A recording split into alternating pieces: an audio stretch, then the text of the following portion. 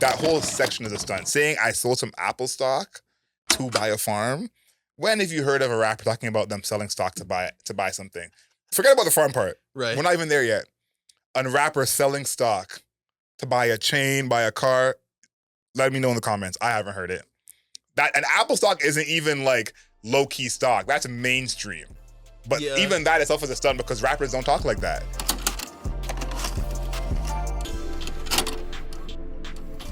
Good afternoon, beautiful people. This is another episode of Album Mode. We review a new album every single week. We look at the lyrics, the production, the overall aesthetic of the album, how the album fits into the context of that artist's career. For everyone watching on YouTube, make sure you like this video, share it with your people. Of course, leave us a comment. Let us know how wrong we always are.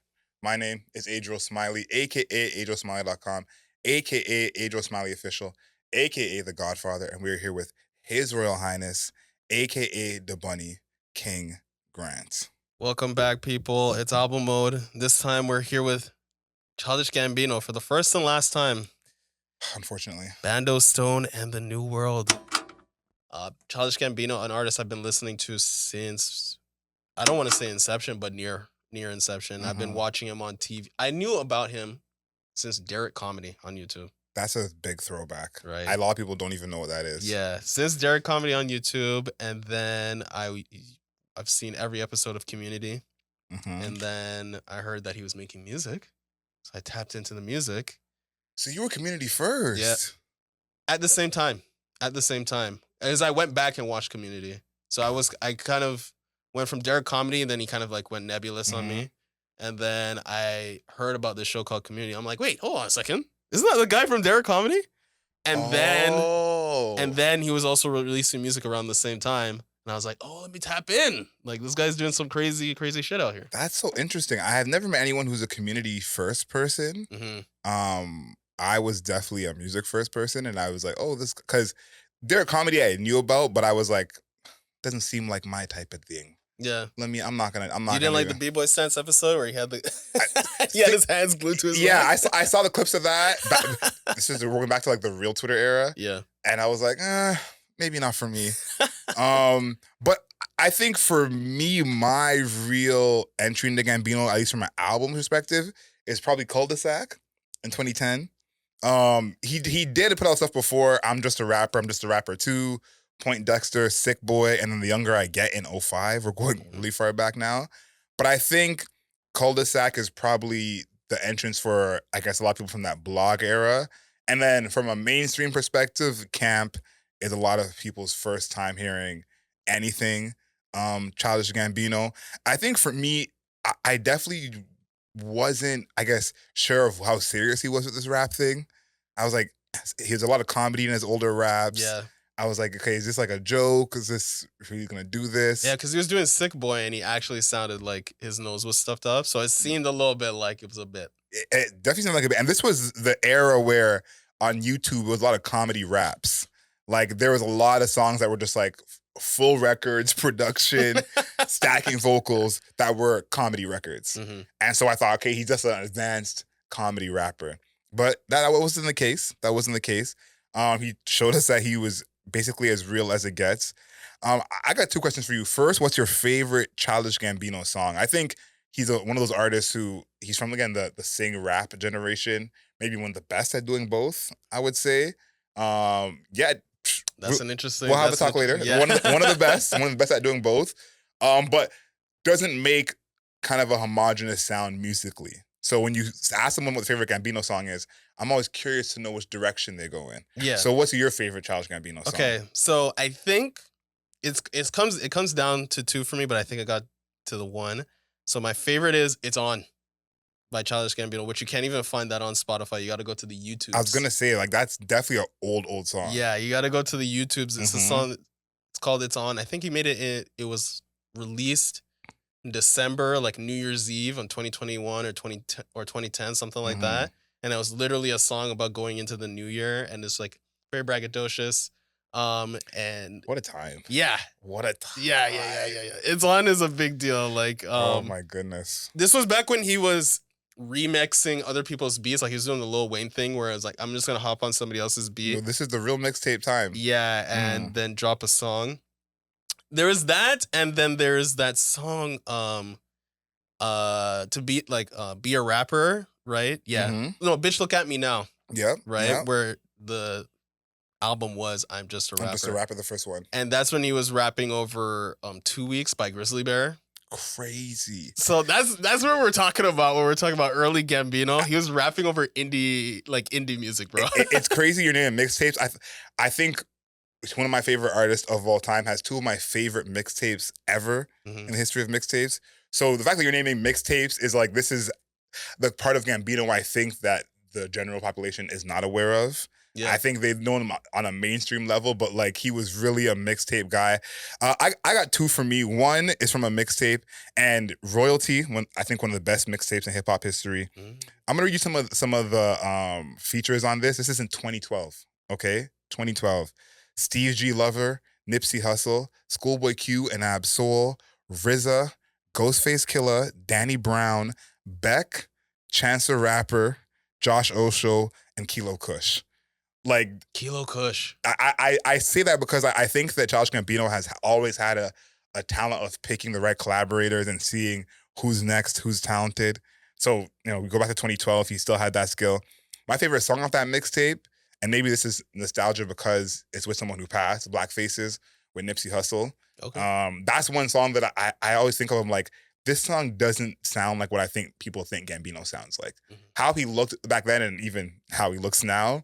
When you hear a song like Black Faces, you're like, the picture doesn't match the sound of the song. And then the other one, and probably my most played Childish Gambino song, is Earn from Because of the Internet. That's like a whole different kind of Childish Gambino for sure. But I think that's where I want us to kind of address a little bit, because we were naming mostly like rap songs from him, but he does have this whole soul R&B side that he's become much better at. With Awaken My Love, bro. Yeah. Awaken My Love was a huge part of it. Do you know what's the most streamed Childish Gambino song that is not Redbone? Redbone's obviously number one, 1.6 billion on Spotify. Number two is pretty easy, but it's a song we haven't even named at all, which was basically his first really, really big hit on a mainstream rap level. I was going to say This Is America, but I feel like that's late stage. Yep. That's late stage Childish Gambino. So maybe like Unnecessary? No. Unnecessary. That's a really good one. That was probably like a blog hit, like on the internet. 3005. Oh, yeah, and it's like, look how many songs we've named. They're not even in 2005, which at one point was like his closing song in his set. So to think about how much songs he has that outside of that is pretty incredible. Yeah, he has a lot of really good. I just think he has a lot of good songs, and a lot of them that don't sound similar to each other. Like Unnecessary, 3005, and the Grizzly Bear song, those are not similar. Those are not similar at all, And I think that and Redbone, like those are all divergent sounds, and I think that's kind of like it's kind of basically what his career, just like overall, like his life is like. It's so many divergent things that are happening at the same time, but are somehow connected through him. Like this is the guy who made Atlanta, but it was also like the comic relief in Community. Yeah. So he's been able to pull a lot of different things towards him. He's one of those artists, like we talk about it on like albums where it sounds like they're going towards the sound or going towards somebody else's sound. He is definitely a person who is like, he sees all this like interesting stuff and he pulls it all towards him. Yeah, I think that's been a talent he's had for quite some time. And there's a thing that's happened with him, I think, in the past in his career, which I guess almost stood with him, is people not seeing him as like a serious artist. He's become more famous as a producer and a director and an actor that sometimes people forget about how talented he is musically. And this was a comparison that I thought was crazy at the time, and history has been on my side, is people comparing him to Drake years ago. Because Drake, also an actor, also makes music, and they said, okay, we have these two guys who can sing and rap and act and going against each other. And I thought it was interesting because This Is America, it's been very public knowledge now that was originally a Drake diss. Yeah. Camp, when it first came out very close to a Drake album, and there was a whole thing with them going head to head. But when I went on Twitter, I usually don't do this, but I'm a huge Gambino fan. This is obviously a big album. And before I listened, I went on Twitter to see what people are saying. I was like, this is a scary thing to do, but I'm gonna do it anyways. And what people were saying was that a lot of these songs sounded like Drake songs. And I was very confused by that. Yeah, me too. And so maybe one or two I can get there. And so I said, okay, that's a crazy thing to see on the internet. Let me put Twitter away, go listen to the album. I didn't even want to hear what songs they were talking about. I said, let me hear for myself. Yeah. And, see if there's anything there. I didn't really see much there. It really felt like it was a reach. And I'm like, I'm happy that y'all are missing Drake. I'm sure Drake's happy to hear that. But it felt like a reach for me. Is there anything you felt to that of like, there are some of these songs feel like they're Drake songs? I think only like one or two. The fact that you brought it up, I was not thinking about that. So I don't even have like a song prepared for that. I think there's maybe like We Are God or something. No. I don't know. I think there was one song that I had a fleeting thought, oh, this sounds kind of similar to Drake, but I didn't even note it because I'm like, it was fleeting. Yeah. But there was not really. Okay, I'm happy you said that because that's what I thought too. But I put it in my notes because I was like, maybe on the third, fourth listen, it will come to me. And none of these songs sounded like Drake songs. No. So I thought it was interesting because there was so much on the internet saying this thing about they sound like Drake songs. He's copying Drake. And it made me think of the intelligence of some of these listeners and their opinion on the music. And so I thought it was interesting because it's like this narrative is being pushed when to me it has no validity. But I'm trying to look for it right now. No, it's like you could try and find it, but it's not really there. And I think why I wanted to mention that at the top is because the production is something that I felt like that's what they were talking about. Maybe production wise, because Gambino sings much better than Drake. And when it comes to rapping, he's zoned in there too. So I thought that was kind of interesting that they said that. Production-wise, I didn't see much. I think the one like early standout for me was Survive. Yeah, I like that song. With him and Chloe. I think that tone he has in the beginning really, really shows off his vocal range in a way that, again, a lot of these singer-rappers just don't have. And I think when you kind of go forward into the song and you have that beat drop, the breakdown, almost like those muted kicks, like I think that takes the song to a level where it wouldn't be if it was a traditional kind of kick snare tempo. I think that it's so bass heavy really helps. And then using Chloe basically as like ad-libs. Yeah, I know. I was like, go off. Like, talk about a flex. But you talked about him bringing people into him. Yeah. That's a quality where I see that because I think most people in his position, a Chloe feature would have said, okay, here's the hook. Do what you got to do. Yeah. This will be the single. So I think of Survive as not being one of the singles. Also, Chloe's basically doing ad-libs on it. Really good production from them. Yeah, I'm still looking for that one track, and I think I found it. It was Talk My Shit, which I'm like, maybe that's a stretch, but that's the one that I was that's the same one I had down too. But it's a stretch. Not even to me, I'm like, even calling that a Drake sound is too polite to Drake. Yeah, it's a little bit of a reach, but I think that song overall is really good. I think that this is the most centrist his music sounds, I think, on the entire project. Is this even then it's still kind of like closer to like this winding synth, but it's like dark and trap. It's like a trap beat. I would say the vast majority of this is not trap music. No. There's like, I don't know, dance hall, there's a reggae song near the end. Yeah. Even the hip hop songs are not necessarily trap on here. Yeah. So maybe they're like, they heard Talk My Shit and they're like, oh, that Flo Milli verse is sick. I'm hearing a little trap beat, so maybe it's a little bit of Drake, but that's kind of it. Yeah. I like that song a lot. That song to me, I thought of like, this is almost a generic trap beat in a sense, even though I really like it. It's like, it's not the craziest trap beat I've ever heard in my life. But I said, who else could have made this song work? I like Childish Gambino on the front. I think he has a certain energy coming into the song that makes it fit. And most of the song really is the two women at the end. So I said, who could I put in the Childish Gambino spot? And the name that came to mind was someone we reviewed pretty recently. Not a great score, Megan Thee Stallion. And I said, I think why I put her in that spot is like her voice is so recognizable to start a song that it would have been such a big energy on that, huge, huge beat. But I thought about it because I said, this is the kind of drum pattern that she just wants nothing to do with. Like this is a kind of beat where it's like, I can see Amari making this. I can see Flamili making this. Gambino obviously did make this.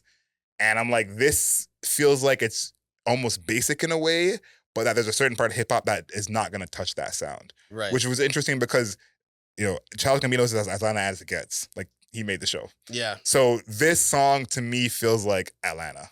Yeah, that's true. I think that the Flamili feature in it is phenomenal. I'll touch on that later when it comes to the lyrics, but I think her feature is really good. More on the production. Overall, this album, Bando Stone in the New World, very progressive.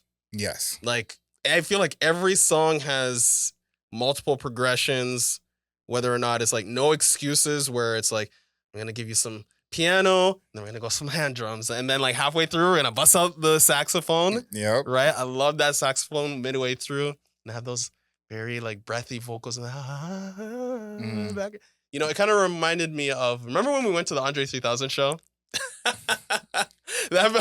Yes. At Jazz Fest. Yeah, that's what it felt like to me. And there is like jazz, saxophone is a jazz instrument, right? So there's even some jazzy elements going on here. And I'm like, that song in particular, No Excuses, I'm like, oh, he's really reaching into like, if this is going to be the last album, let me just grab every single thing that I can do and let's like really put them into songs. He's like, let me get everything. The fries at the bottom, get the salt at the bottom, get everything. He has a couple of songs which he either hasn't made in a while type of songs or has never made type of songs. A song like Steps Beach fits into what you said about No Excuses. It's very, very serene. This is a song that I feel like could have been an outro on a different type of album. And I think like maybe on like Kauai. Yeah, you know exactly where I'm headed. Yeah, this feels like Stone Mountain and Kauai put together with a sprinkle of Awaken My Love. And Stone Mountain Kauai is probably his last, I guess, big mixtape. I know Kauai made it onto streaming eventually, but there's a lot of songs on here that give more of that vibe. And this is why I feel like he did a good job serving his fans from a production sense, because I think the fan that knows Stone Mountain Kauai very well is more of the fan who's been there for a while. Yeah. There's some fans who probably don't know what I'm talking about at all. Yeah. And I think he did a good job of serving them and giving them production that fits Steps Beach with those plucky guitars and like the very slow pace. A little bit of that Kauai feel. Yeah. Cruisin. I was about to mention this song. We can't go farther than mentioning this song. That's my track, baby. I think I like Cruisin more than every song of 2093. What? What? And I said, do I gotta go back and listen? Maybe I'm tripping. Yes. But I think that Cruisin' is one of those songs where you're like, yeah, this is Gambino flexing his versatility times a million. Dude, the song starts with a frog croaking. Yeah. Like it's a ribbit at the beginning. And everything else gets stacked on top. You got the ticking of the hi-hats, you got these like dark, elongated synths, you know? And I'm like, wow, this is a lot to just root from literally the ribbit, which goes throughout the entire song, which is also crazy. Which is crazy. Yeah. It's crazy. Like that, basically, he's treating that just like part of the drums, basically. Yeah, like it's almost like a metronome in a sense. Yeah, and that goes throughout the entire track. And then it has that like freeze, right? And then Yeat comes in and then the distortion and everything is pulled apart. I'm like, yes, somebody understands. Somebody else understands. Because here's the thing with Yeat. We talked about this like 2093. It's kind of hard to figure out how to get him in other people's music because what he's doing now is kind of like really singular, right? And that's when he was featured on the Drake album. It didn't really fit. It felt like Drake kind of just like hopped in. This song, because again, the progressive nature of what Childish Gambino has been doing with this album, it allows for, build, and then you kind of like freeze it a little bit. Yeat is his own element that gets to build, and then he's only in the track for like 30 seconds. Yeah, very short. And then it's back to Gambino, and now they add these like strings, and then add more synths or more like it's like cyberpunk or like Blade Runner type of synths, but they got these very serene synths, and I'm like, somebody understands how to make a Yeat song except for Yeat. and it's like it fits in with the rest of the project because it comes right after No Excuses. We talked about Steps Beach before being Serene. This is like a Serene Yeat song. Yeah. Like that's really what this is like, okay, he's reached out all the rubble of 2093. He stepped on the top and there's a rose going from the concrete. Yeah. And this is the soundtrack to that. So I think Gambino, what he showed here, not just his understanding of production, but his understanding of what Yeat does. Because I think that what you said is exactly right. As most times, it's people going into Yeat's world, building a whole new world for Yeat that he still fits in. We've basically never seen that. So I like this song a lot because we've talked about Yeat a few times on this podcast. Please go back and listen to those episodes. But every episode with Yeat, we ask, who should he collaborate with? Yeah. And we've never mentioned Childish Gambino. That's true. That's true. But you know what? We talked about this off camera where we said like Childish Gambino actually knows what's up. You mentioned it earlier where it's like anytime he collaborates with people, it's always like he had a finger on the pulse. He's listening to whatever your like cousin is listening to like just like on the web, that he's also doing that. So that's when he was like, remember he shout out Migos, right, for Bad and Bougie. Huge explosion after his shout out. But then he's tagging people like Yeat now, which is huge now. But we were talking about who are the people that you brought up on the mixtapes that he was on royalty. Kilo Kush, Nipsey Hussle. Kilo Kush and Nipsey Hussle. Nipsey Hussle at that point, which was like 2011, 2012. Yeah, like he was Nipsey. Not... Yeah, it wasn't really that huge. I mean, we respect Nipsey Hussle here. Yeah, maybe I should have brought the Nipsey Hussle victory lap. Oh, that would be a good one. But he wasn't huge at that time. Respected, but not huge. Yeah. And I think that that's what he's basically pulling at here. Like even something like doing stuff with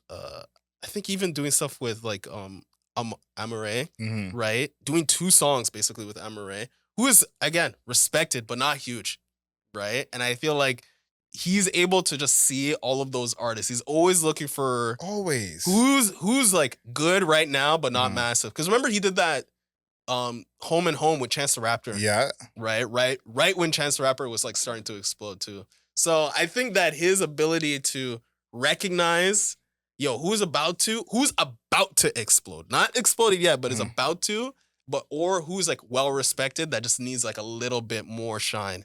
He's able to grasp that. One thing he's done basically every album, and I kind of like that this is his style. It really reminds me of something Jay-Z said about business, is Gambino doesn't usually have artists who are bigger than him on his albums. Like he usually collaborates with those at his level or on the come up. And for that to be his MO and him be consistent in that, even on his last project, I think that speaks to kind of the artist that he is. You mentioned him shouting out the Migos and him being in tune. The time I think of Childish Gambino being in tune is This Is America. And I always remember that because having Young Thug, Block Boy JB, and 21 Savage do your ad-libs for that song, I don't think anyone saw that coming. Yeah. And I think for the ones who know, when you heard those ad-libs, you're like, okay, I think I recognize those voices. But for that to be who he goes with, he didn't have songs with any of those people at that point. Yeah, that's true. And right now he only has, he did a song with Thug and did a song with Savage, but to bring those guys in when he hadn't been making rap at that point, doesn't have any songs with them, like that shows how in tune he is. I have one last thing for production. This is my last production note. And this kind of fits in because I kind of think in a couple ways he chose the wrong single. I think Lithonia sounds way better in the project. Yeah, me too. Like way better. Like much better in the project. But I think that I understand that choice because this is not a rap project. You don't want to give people the wrong idea. Let y'all know from the jump. Come and expect the things that are not raps. But Yoshinoya. Yeah, that's a great song. That one I think really should have been the single because you get 2 different style of raps from him, which is not always the case. The beginning of Yoshinoya, there you go, is very similar to This Is America in his flow, even in the cadence. It's kind of more eerie, I think. Like there's that voice in the background with those chords. But once you get to the second half of that song, this is like almost traditional 90s. Like you could picture this on a Pusha T album, the second half of Yoshinoya. So for those to be the same track, I think that just shows the kind of artist he is. But I think that would have been a really popular single. I think he would have got a lot more people to listen to this who are not Childish Gambino fans if that had been the single. Yeah, I just think that his single choice is interesting because how progressive your album is. When you have a progressive album, like lots of different genres, beat switches, progression switch, like all that type of shit, it's kind of hard to pick a singular song. Like you got to think of like, what is the song that is the most venturous but also sticky at the same time? So I was even thinking of a song like In the Night, right? Well, first of all, In the Night for me, there's a bit of vindication for me personally. I didn't know you were going to say this. Georgia Smith. I don't think this counts. What did I say? I don't think this counts as vindication. I'm not gonna lie to you. I don't think this counts as vindication, but she sounds great. Made this feature on here. Come on. She sounds great. She sounds great, but this doesn't count as vindication for me. But she does sound great. I love that song a lot. Just for the people who did not listen to the Georgia Smith review, I said when we did review Georgia Smith, she is making the wrong genre of music. She had a song on her latest album, Gypsy? where there was a house track on it. Yep. And I'm like, this is the best song she's probably ever made. Genuinely, right? And I'm like, she needs to start making more electronic music. Now In the Night comes out, Afrobeats track. And Georgia Smith basically just dominates the entire sphere. Her vocals, immaculate, right? I think that her collaborations with Amare, incredible. Yep. Right? I'm like, this is it. I told you guys. I'm like, she needs to start. She's making the wrong genre of music. She needs to dive into get back to our roots. Georgia Smith, I still stand with you. Get back to our roots, Georgia. You want her making Afrobeat? I want her making electronic music. Afrobeat is a style of electronic music. Rema is a good example of that. Rema. No, for sure. Right? I guess to me, she already does this, but I think you just don't love her R&B stuff as much as everybody else does. Yeah. So you're like, get rid of that. Just only do this. I think she does a great job at both. And one of the few people who actually does a great job at both. I think of someone like Janelle Monáe, who you loved her last project. I think Georgia Smith does a better job at both sides than Janelle Monáe does. So to me, I'm like, still do both sides, Georgia. Yeah. You're killing it everywhere you go. In the Night, to me, I think is the other song, a single, like they're back to back on this project. Yeah. But those two to me are the single choices because I feel like Childish Gambino is the type of artist we know he's an album artist. It's not his first time doing this. If you like Childish Gambino, listen to the whole thing. That's just how it is. The single almost is not like the single we didn't love until we heard the project, but we still listen to the whole thing. Yeah. And so I think his fans are mostly of that ilk where it's like, even if we don't love your single, we'll hear the whole project. So at least give the people a single like In the Night or Yoshinoya that I think would have been a bigger hit. Yeah. They put out In the Night. It was the second single. It was like 2 days or 3 days before the actual album came out. Not single enough for me. Not single enough, yeah. That should have been the push. That should have been the push track, I think. Maybe it's because he is not as prominent on that as all the other songs because it's a feature with 2 other artists. But I still think, hey, Georgia, you probably should have just been like, hey, just give me the song. If you're not gonna, let me make it a single. I'll do it for my own single. You're right because I think Talk My Shit and In the Night, if either of those were a single, this album has a wholly different tone. Yeah, a totally different tone because we talked about it before. Some artists are known based on their singles. Meg is someone who's like that. Where most people are only going to know the singles. I'm not going to know the B-sides from every Meg album. And Childish Gambino, for the casual fan, is like that as well. And so all the songs we're naming that are fire, the casual fan may never hear these songs. That's very true. So I think that, to me, is why it's a bigger flub than most, because he's not the typical hit-making artist where they're going to hear all these songs regardless. One thing I wanted to bring up, because we've been gushing about everything that we like, are there any songs the production didn't hit for you, you didn't like? Is there any? Because there are for me. There's one. Okay. And I'm gonna be brief because you're right. We've been spending a lot of time gushing. Can You Feel Me? Can You Feel Me? With Legend? Oh, yeah, that one. That song started to grate on me. Like, you don't like the alphabet in the background? You not loving that? I'm telling you, like, this is probably my least favorite song on the whole album. Maybe my least favorite song from Gambino in years. Yeah. But after each listen, we listen to the album and we listen to it over and over again, put it on shuffle, whatever. Maybe after the third, fourth listen. Yeah, I just skipped that one. I was like 90 seconds in. I said, I'm cool. Yeah, I can skip that. I'm cool. So that's the one for me that I'm like, we could left this off of here. Yeah, that one I would say Real Love. You don't like Real Love? It's too basic. Wow. You know I don't like the basic guitar tracks, man. I think Real Love is one of the best songs on here. There was Real Love, and there was one other song that he did that's a punk Run Around. Yeah. I just think that all of the other tracks, we're talking again how progressive, like all these elements. To make a punk rock track is like the antithesis of everything else that was happening on the album because it doesn't. Most punk rock tracks are not progressive in any way. I think that's fair, but I feel like the album is not every track is progressive. There are songs like Talk My Shit, which is like just a trap song. Yeah. It's a great trap song, but this album, he already decided from the beginning it's not going to be all progressive. I'll sprinkle progressive in here, but you're going to get my regular R&B shit, some trap shit, some punk shit. So to me, I didn't think it was as much of a problem because if every song was like Cruisin', then we got an issue.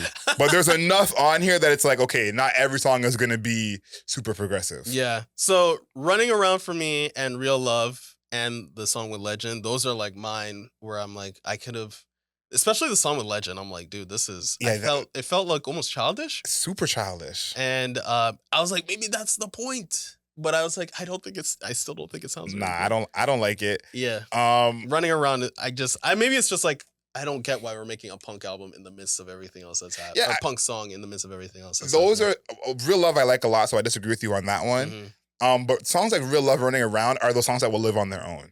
I think that's the difference of this project. That's why it reminds me of Stone Mountain / Kauai, where I remember a song like Small Talk, when that came out. People were playing that having never heard the whole album. And it was a small talk on repeat. And this album has some songs like that where if Real Love is the sound you like, you're just gonna run that back. You don't want to hear the rest of it. So I think he did a good job with those. Lyrically, where do you even start with this guy? Because there is so much stuff that he says on here. Yeah. So much interesting bars. I wanted to start with Yoshinoya because a lot of things in that second verse I think are pretty interesting. I feel like Childish Gambino talking shit is one of the most interesting kinds of talking shit for a rapper. Because he has references to stuff that like most rappers currently would not reference. He will reference. He will reference something like, Darth Vader or Luke Skywalker. Yeah. He'll reference, I think, on the song that it's on, the song that I talked about way earlier. Yeah. He was like, it's on. It's like it's going down like the black guy in what's Deep Blue Sea? Yeah, right. He's talking about like just the most random shit, right? But he's a person who loves like art currently, so he loves TV shows, movies, and stuff like that. So he'll be like, it's on like TV shows with boobies or some shit like that, Yes. And so that's why bought my friends like CBS. Exactly. So he talks about the weirdest shit when he's quote unquote talking shit. And the two people he reminds me of in hip hop who are kind of like the abstract reference kings to me is number one, and this guy probably had Childish Gambino, is Action Bronson. If you want a reference that you ain't never heard any other rapper mention, Bronson's your guy. And the number two is Boss. Boss is definitely the type of person who will give you an extra bar on the sauce in his fettuccine that you didn't ask for. So I put him in this category too. I'm going to mention something at the end of this verse, but this whole section is absolutely amazing. On the second verse, he says, "Niggas' jokes are so dad, but haven't seen they son in a month. Sold some Apple stock to buy a farm I needed to stunt. I told him take the back end points he wanted to front. Now his career is in a blunt. These rappers cosplay, the industry Comic-Con, the industry evil people, me and fam got a trauma bond. Drive like the Autobahn, integrity whore, say what I mean. Apologize if I didn't. Or clarify if it's written in stone. Freak it and leave it alone. Give it time, let the truth come to light. Let them catch up. Niggas peeping like, damn, he was right. Rather have my foot on their neck than their hand on the mic. Rather die a good man with a bad wife. These niggas almost 50, they dress like a hype piece. Used to get the peach milkshake and add the 8-piece. White boy throwing dirt on my name for a think piece." Let's start right there. Now, I thought this was very interesting because which white boy is Childish Gambino talking about throwing dirt on his name? Does anyone come to mind for you? Which white boy would this be throwing dirt on his name for a think piece? For a think piece, though, that's an interesting question. Because immediately, we all think Fantano. But I don't think it is Fantano. It's nice to be all think. Just you. Every single person that listens to music is thinking, Fantano. No, I'm just kidding. I don't know. I'm trying to think of like white people who are listening to music and are also criticizing Childish Gambino. It usually seems to me as though millennial black people talk about Childish Gambino, like what he means and all that type of stuff. So I'm not really sure. So I was unsure as well, but I said, let me go see what Genius had to say. Okay. Genius.com, this annotation. Let's give the contributor their credit. Gilad Berrien. Okay. This is from them. Childish is referring to Drake's interview to Billboard when he said that Childish hit track This Is America was it overrated? Not overrated and over awarded. There we go. Right. And I thought, interesting. Childish Gambino is calling Drake the white boy. With all that's happened over the past few months in hip hop, I think that was something I wanted to note out because Childish Gambino, as much as people have called him weird or he's acting white, is as Atlanta as it gets. Yeah. And when I think about that whole third verse Kendrick had talking about Atlanta and how Drake has stole from them, and Childish Gambino throwing this stray shot at Drake, very, very interesting, calling him the white boy. And then there's a bunch of stuff in here that it's like, choose your pick at who he's referring to. A lot of these things people are saying it's at Drake, but again, it could be anyone. Nigga's almost 50, dressing like a hype beast. I think that one's pretty hilarious. Doesn't that emanate Kanye West to you? That feels like Kanye West to me. I feel like you can't diss Kanye West like that because they're all copying Kanye West. But you're right, Kanye West fits into that too. And then this is my favorite bar from this one. He says, sold some Apple stock to buy a farm. I needed to stunt. That whole section is a stunt. Saying I sold some Apple stock to buy a farm. When have you heard of a rapper talking about them selling stock to buy something? Forget about the farm part. Right. We're not even there yet. A rapper selling stock to buy a chain, buy a car. Let me know in the comments. I haven't heard it. That an Apple stock isn't even like low-key stock. That's mainstream. But even that itself is a stunt because rappers don't talk like that. Maybe Nipsey Hussle, he probably has a line like that. I can imagine. Nipsey Hussle, I could see I could see that. Then he goes, to buy a farm. A farm being your flex? First of all, it's a show of age. Farms are also extremely expensive. Extremely expensive to purchase a farm. Exactly my point. It's like there's a certain age group that doesn't even know a farm is expensive. You know what I mean? Farms could cost you millions of dollars to purchase. That's what I think is like the age group of maybe the Lil Yachty's maybe don't know how expensive a farm is. And so they're thinking that their chain is more than his farm. And for him to go, I took out some stock to buy a farm is a flex that only some of them are going to get and then feel like, oh shit, this nigga got more money than me. And then to end it off saying, I needed to stunt. Like, I love this side of Childish Gambino when he gets to stunt and gets to flexing because he's not someone who shows it in the way that he wears. We're going to get to the cover, of course, a little bit later, but he's not dressing in a certain way to match the stunning and the flexing. Yeah. But he's obviously very prolific outside of music, very successful in music. And it is almost similar to J. Cole in a sense where it's like, you're not seeing any of my money, but you know that I have it. Yeah, that's very true. I think that he is he reminds me of like early stage Kanye West, right? Where like Graduation had come out and he looked like, anybody looks like a rapper right now because you can look like how Childish Gambino looks like on the cover. And then you can also look like 21 Savage and be like, yes, these guys are also making the same genre of music. From the same place. Yeah. And also live in the same city. That's something from the same place. Right. Yeah. So you could kind of look like anything, but Childish Gambino definitely kind of adopted that early stage of Kanye West where it looks like he kind of just like is like a suburbanite. Like he just is, 100%. He's from like just like the city. And I think that he kind of like took that origin point and then kind of like took a couple of steps left and started rapping just like early stage Kanye where he was rapping about like going to university and dropping out. He's like, okay, I'm going even further steps left where I'm like, I went to university and dropped out, but then I also like had this career and then I'm selling the Apple stock for the farm.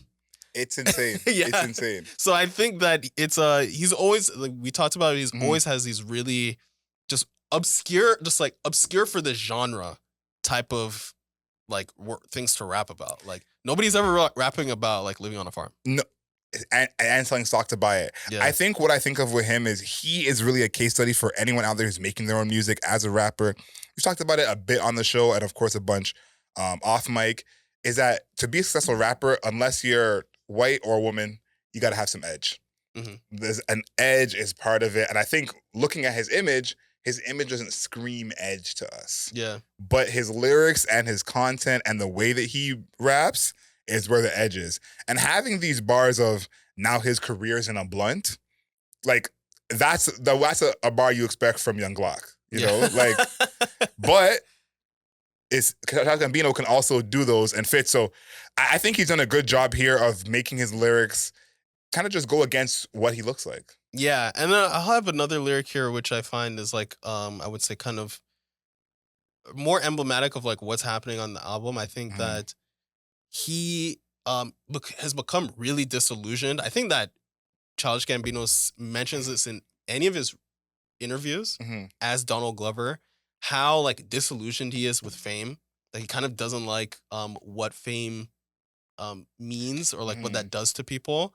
And there is definitely a part here in Step's speech where he's like, summer's always changing, things are ever changing.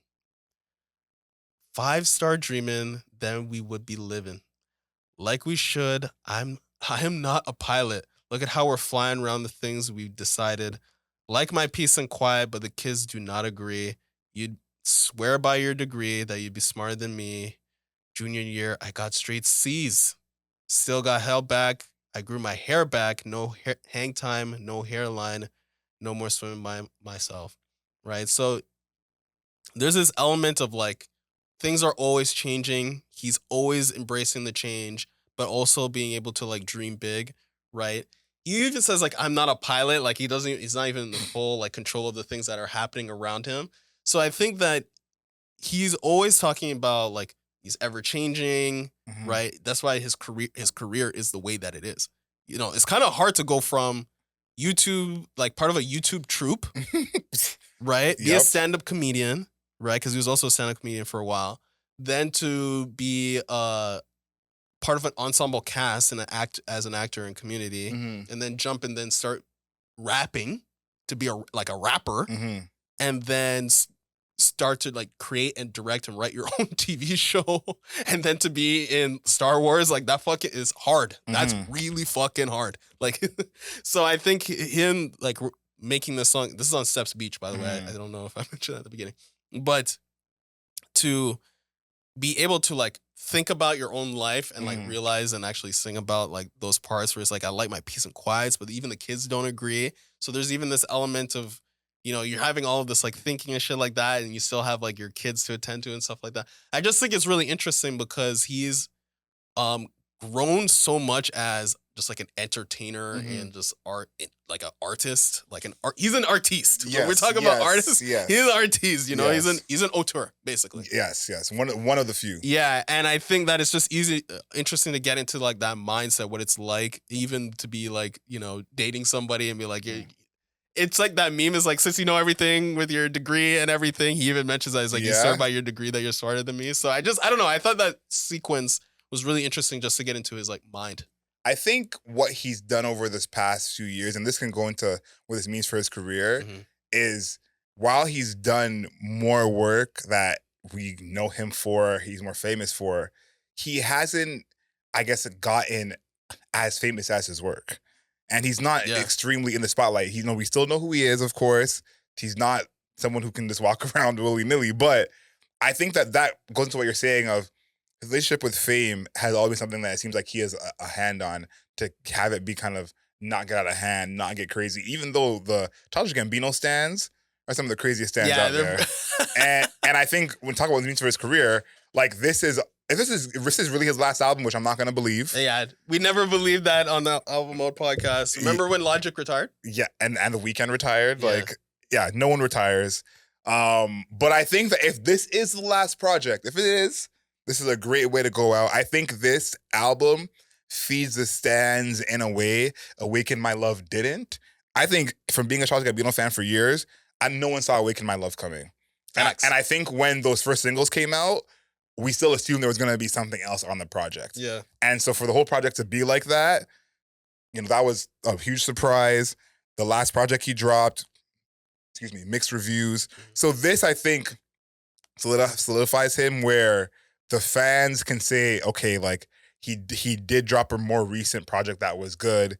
And I think the casual fans can have an understanding of like, okay, this is what this guy really is. Because I think that the last album before this one, that he kind of half released, then properly released, and then Awaken My Love, threw people off. They're like, is this guy even a rapper? Like, what is this? Like, I think this album brings everybody centered back to earth of like, okay, we have an idea of what this guy is, what he's capable of, what's really going on. Because there was people questioning, can he still rap?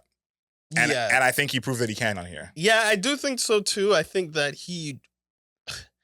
I just think that because he is such a just like he's almost like a Renaissance man, like Loki. Because he has so many different like abilities and so many different like facets of art, it's kind of easy to almost like doubt him in certain ways. Like, oh, you did that one thing, but like, can you still do that thing? And you kind of compare his current work, whatever that current work is, to his previous work and be like, oh, so you left, right? You left that thing for this thing versus no, I'm just kind of like building all of the things at the same time. And I think he can still rap, bro. He's talking about this is on Talk My Shit where he's like A-Town, do it, don't stop. You sorta rich. You niggas missed the bank by a quarter inch.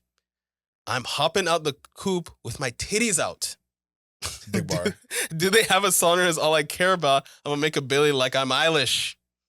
You can't see me flying because it's private. You ain't ever seen inside a Hyatt, right?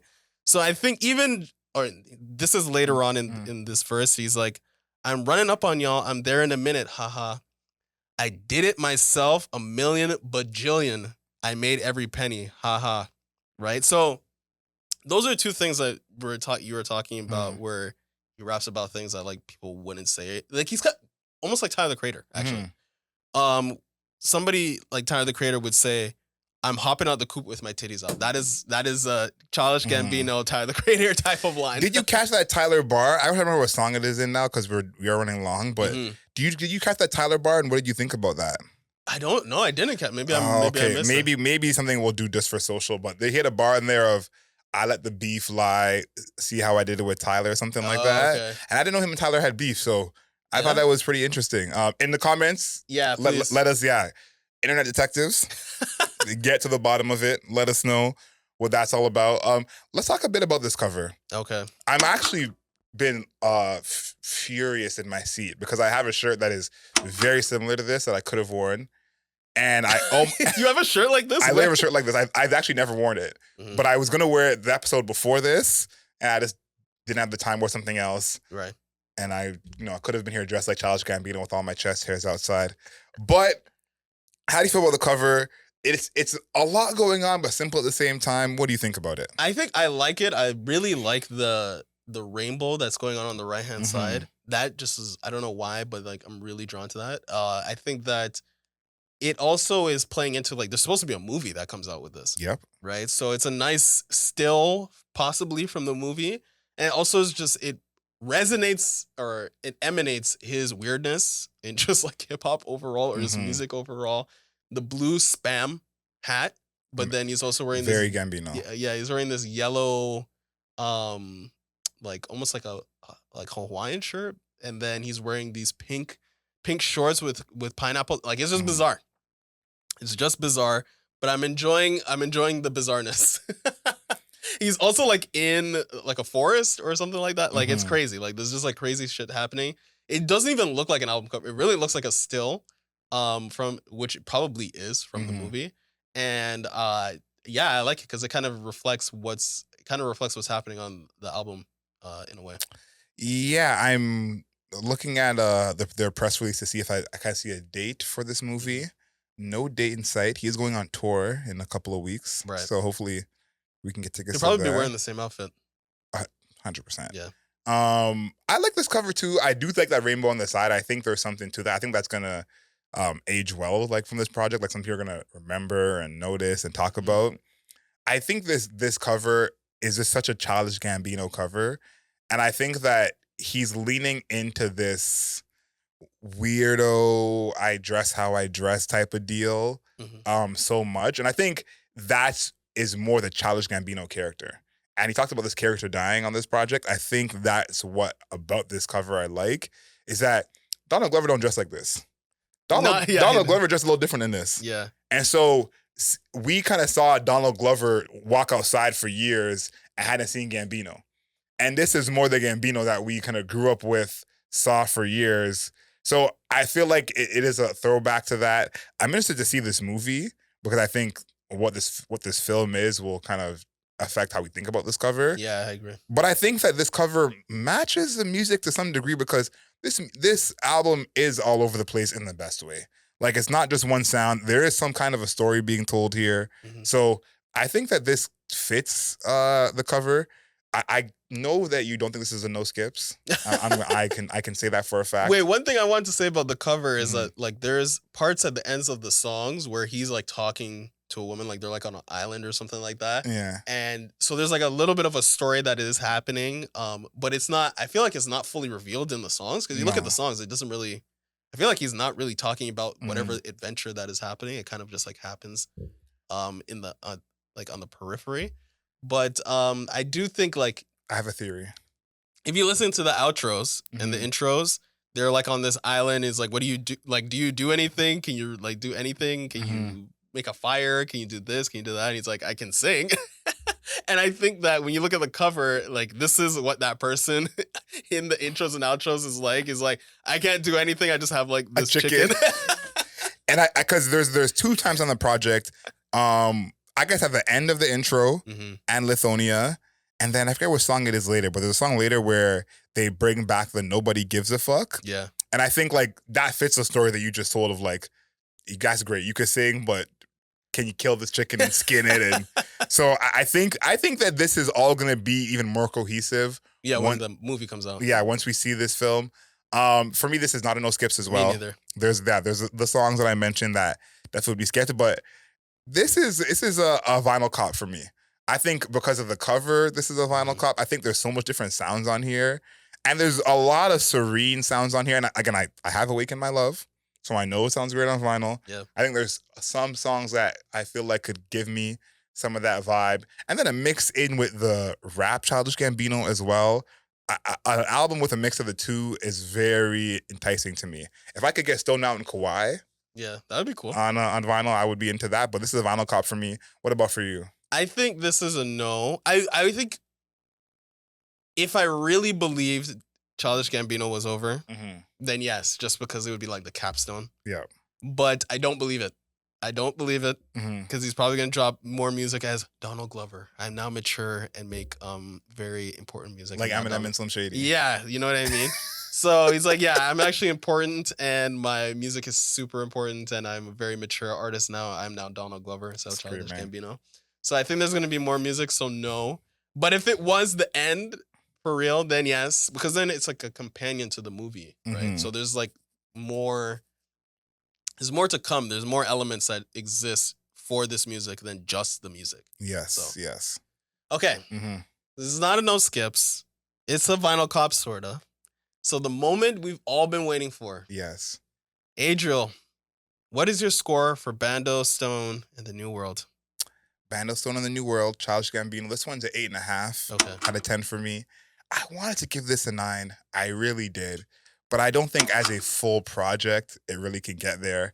I think this is one of those albums that is the rare case where you have all these great songs that can stand alone individually and somehow fit together on this project. Right. I think he has some of the best features of the year with what Amari did in this project. I think Georgia Smith absolutely killed. Vindication. No. Flo Milli did work too. I didn't even get to talk about my Flo Milli verse. Yeah, bro. Flo Milli killed it too. Yeat, maybe my favorite song from him this year. Karangbin, didn't talk about them at all, but Happy Survival was one of my favorite songs off this project. So a lot of versatility. And I think this album is made for someone like me who's been a Childish Gambino fan for over a decade. someone who listens to a plethora of genres. So to me, this is an 8.5 with a possibility to grow. Okay. All right. For me, Bando Stone and the New World by Childish Gambino. The 7.5 out of 10. I think it's your reactions to anything that I vote for. Anything. Anything. Any score, I could be like, this is a 10 out of 10. You're like, and it works every time. You're just like, oh, I can't believe he's doing 10 out of 10 for this. Or I give something a 3 out of 10. You're like, oh.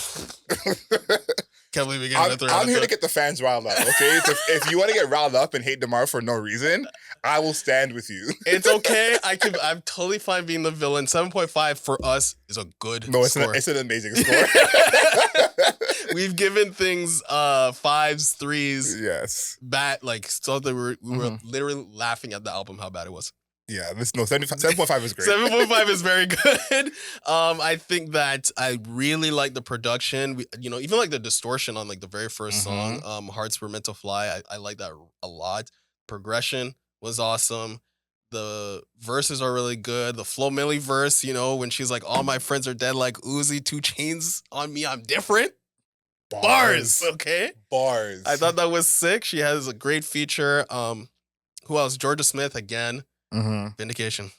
She's making the wrong genre of music. Come over here. Get over here on the house. Get over here on the Afro beats. I want to hear her on a Rema track. That's what I want to hear. I feel like they might have a track together. I'll take it. But I want to hear it on new Rema, which we'll be talking about later. Yeat doing his thing and Ludwig doing his thing. So I feel like everybody contributed in the way that I was talking about, where Childish Gambino exists and he's a person that pulls people towards him, right, to exist in his world. And I felt like he did a great job. I think his only missteps to me were the songs where he was like, let me bust out the guitar. You don't need to. Everything else was working perfectly fine. Punk track, can miss me with that. But it's a 7.5 out of 10. I even like the reggae track, bro. Yep. I even like the reggae track, so because he wasn't trying to do too much with it. No. He said, no, know my place. Yeah, so 7.5 out of 10. I think it's very good. Not great, but very good. So that's how I feel. I want to know what you guys think in the comments. This album has been, I don't want to say divisive because I've seen mostly love for the internet, but Childish Gambino fans can be loud. Let me know. If you hate it, I want to know. I've not heard that anyone hate this album. I want to know. Let me know what you think. 8.5 too high, 7.5 too low. Please get in touch with us on the interwebs. At Album Mode Pod on Twitter, at Album Mode Pod on TikTok, at Album Mode Pod on Instagram. YouTube, that's where you're at right now. Watch us on YouTube. If you're listening to the podcast, find us on YouTube, okay?